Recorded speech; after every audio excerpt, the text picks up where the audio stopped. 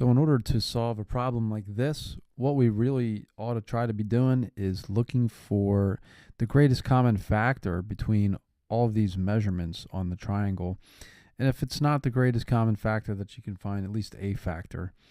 So the GCF of these numbers, just looking at 15, 27, and 39, I believe that 3 goes into all of these numbers. Okay, you would agree with that. 3 goes into all of them. Okay, but now my task is to figure out how many times 3 goes into each measurement. So 3 goes into 15. We'll start out with the smallest measurement. 3 goes into 15 5 times. Okay, so what we're going to do is put a 5 there. 3 goes into 27 9 times. And 3 goes into 39 13 times. Okay, so what I'm going to do is take all these numbers and order them from least to greatest over here next to my answer options. 5, 9, and 13. Okay, and what I'm going to do is see how they compare to all of my answer options between A, B, C, and D. And see if these numbers all divide evenly by the same number into these numbers, least to greatest. So in other words, what I'm going to do is, for example, is take a look at 5.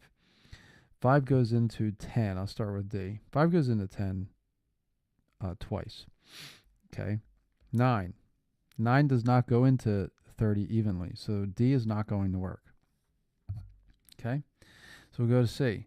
5 goes into 20 4 times.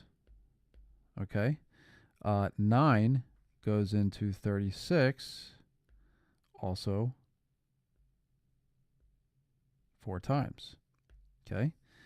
And 13 goes into 52 also 4 times.